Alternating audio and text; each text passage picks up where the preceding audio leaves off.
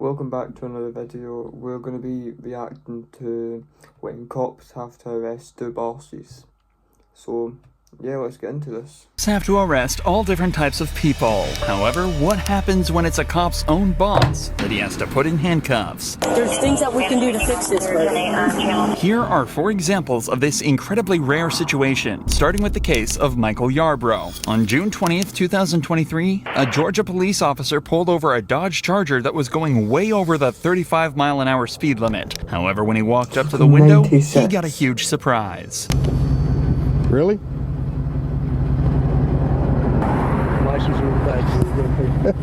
Yeah. The man behind the wheel was chief deputy of the local PD, Michael Yarbrough, not the person this officer expected to pull over. But in reality, this changes nothing, and the officer asks Yarbrough to give over his license and registration, something he's not pleased with at all. Hello? Guess who I just pulled over?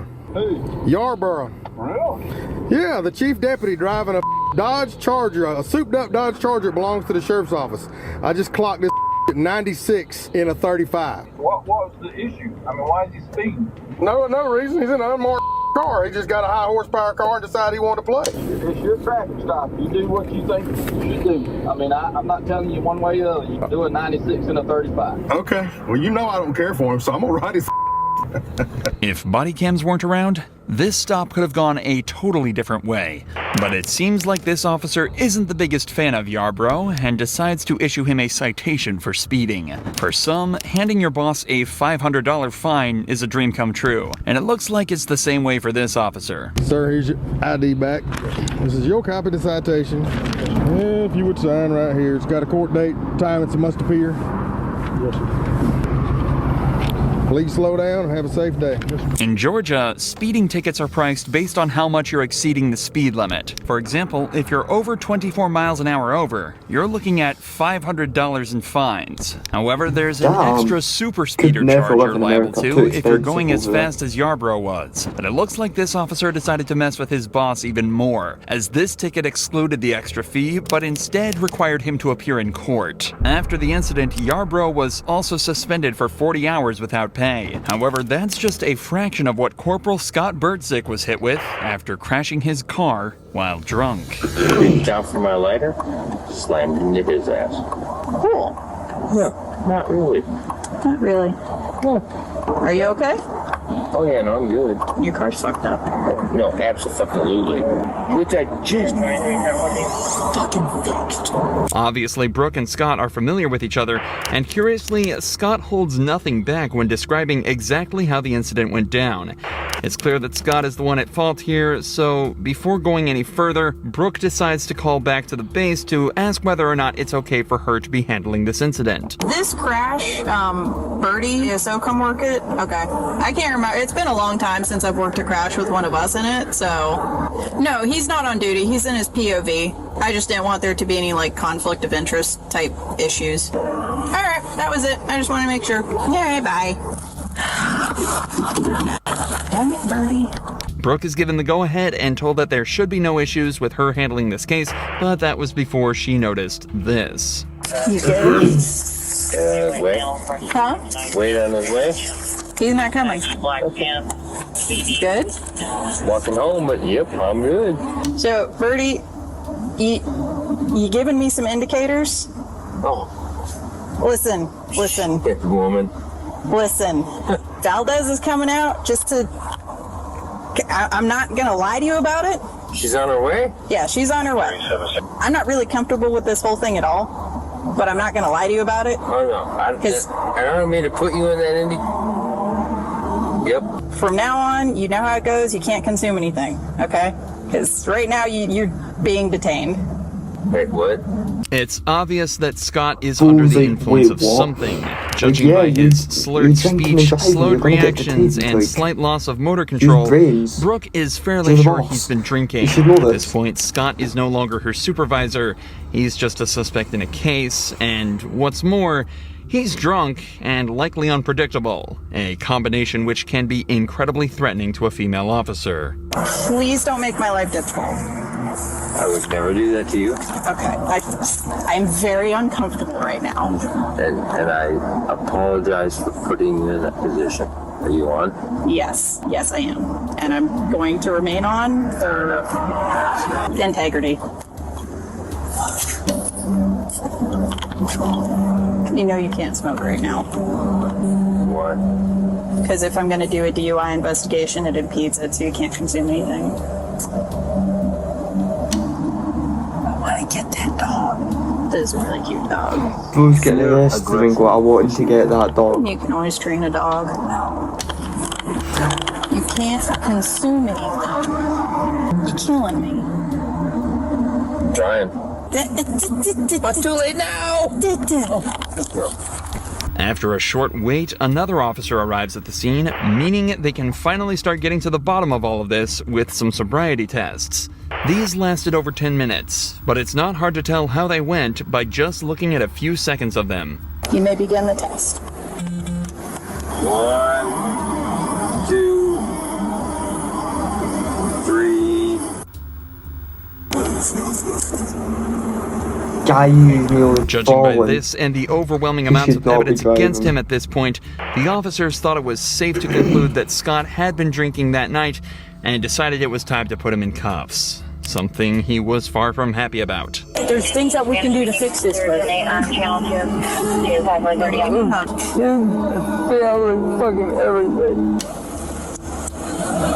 It's got the hinge locks. Okay. good to go.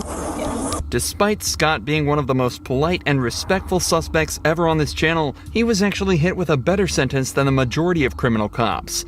After blowing a .156 back at the station, he was charged with driving under the influence and damaging property. He was ordered to pay just under $1,000 in fines, serve 50 hours of community service, and take multiple substance abuse and DUI classes, and had his driver's license suspended for 6 months. He was also sued by the driver of the vehicle he hit, and a cash settlement was reached. And on top of all of that, he also was suspended without pay for a week and given a last chance agreement, meaning one more slip up and he was out for good. Realistically, that's exactly how So one of he got these lucky. cases should be handled. But when He got New lucky, Mexico like. police were put in the same position, they instead showed just how corrupt America's cops can be. I'm not going to arrest you tonight. You've had any. I just say don't drive. This cop pulled over a truck in Lordsburg after suspecting the driver may have been drinking. However, after walking up to the window, he was hit with a wave of shock and disappointment. Hello. Linda. The reason I pulled you over because you were kind of swerving back there. You're good? The driver was the city's mayor, and this was the third time she's been pulled over The for this mayor. exact offense. And what's worse, she was driving like this with her foster child in the car. You have your registration and your insurance, please? You okay, bud? Yeah. We're all good. Just be quiet. The cops are now in an extremely awkward position, but after a short chat, they decide that they should proceed with the stop normally and do their jobs, at least for now. Hey, Glenda, you mind stepping out of the vehicle or we'll review paperwork on my unit real quick? How much have you had? 3 or 4? 3 or 4? Okay. As Glenda exited the vehicle, both of the officers noticed a strong smell of alcohol on her, and she quickly admitted to having a few drinks that night. Her slow speech and movement implies that she's definitely over the legal limit to drive, but this is the third time she's been pulled over for driving drunk. Will this really be the time she's punished for it? This officer certainly thinks there's a chance. Please, let me just get him home. Get who? Ethan, You know I'm the type of cop who doesn't give breaks, okay? you're the type of cop that what? That doesn't give breaks. When I approached the vehicle, I did notice an odor of alcohol coming from alcohol coming from inside the vehicle. When I observed you walk out, you were kind of swerving all over the place, okay? And then right now, you're just, as you're standing, you're kind of swaying side to side. Thing is, you're the mayor, okay? I'm your employee. It doesn't matter. I'm your employee. And now that you're standing downwind, I can smell it. Okay? Well, I'm not denying it. Yeah, we could smell it on you, and the way you got out of your vehicle, Glenda, it's not good. As the officer said, Glenda is their boss, so there's clearly a conflict of Okay, interest her name here. is So they call up Glenda. New Mexico State Police to handle it from here. But when the original Maybe an cops American learn of name, the not outcome, sure. they realize they probably could have done a better job themselves. 4, 5, 6. So, You're right there at that point. I don't think you're quite over the limit off of the clues that I saw, but I think you're right close to it. Where the limit might be 0.08, I think you're about a 0.06. My house is literally right around the corner. I'm not going to arrest you tonight, okay? But if you've had any, I just say don't drive. Somehow, despite all the clues that the first two officers picked up, the state cops decided she wasn't over the limit when they arrived and was therefore free to drive. Now, there's obviously the debate of corruption here, given that she's the mayor, but let's take his word as fact for now. The cop decided he thinks Glenda is at a 0.06 right now, but this was an hour after the initial stop was made. Taking into account that your blood alcohol level drops at a rate of around 0.015 an hour, Glenda was getting extremely close to the coveted 0.08 she'd be charged for. You may also be wondering why the cops didn't just use a breathalyzer to test her blood alcohol level immediately. The answer there lies in the Fourth Amendment. Cops have to provide probable cause that a driver is impaired before they're allowed to collect chemical evidence that proves this. That's what the sobriety tests are for. The combination of these two problems is what led to Glenda going home that night instead of to jail, why this is her third time being pulled over for this, and why it probably won't be her last. But unfortunately for this next boss, his employee wasn't so kind when it came to his DUI stop. Stay in your vehicle. Get back in your car. I'm drunk? No, I'm the captain. Huh? A what? This guy says, are you drunk? No, I'm the Don't captain. reach in your pocket. Get back in your car. Have a seat. I will. Stupid. I'm not. It's stupid. Like, it is. You been drinking tonight? I just got a ride. You been drinking tonight, sir? I'm a I captain. just got the ride. Police department. What police department? Oklahoma City. What division? Investigations. How much we had to drink tonight, sir?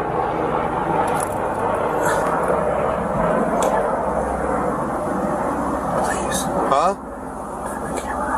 I'm not turning my camera off. Okay. This guy isn't just drunk. He's absolutely hammered, even to the point where he thinks the camera can't hear him whispering. But despite the captain's pleas, the officer refuses to turn off his camera and continues with the investigation. Go ahead and step out of the vehicle. You gotta be kidding me. How much we drink tonight, sir? I was at a poker game. Uh-huh. Because you were swerving all over me when you turn off here. You didn't use You your can't even signal. answer the questions, sorry. right? That's how you know How he's much did you wasted. drink at your poker game?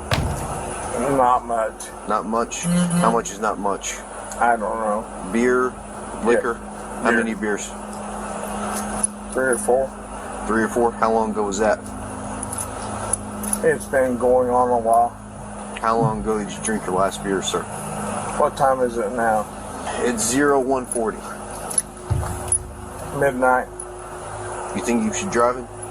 No, but I came from 4 blocks. Your mom lives here. I live here. You live here. Yes. Forward to the rear of your vehicle. Okay. You got any weapons or anything on you? I do not, sir.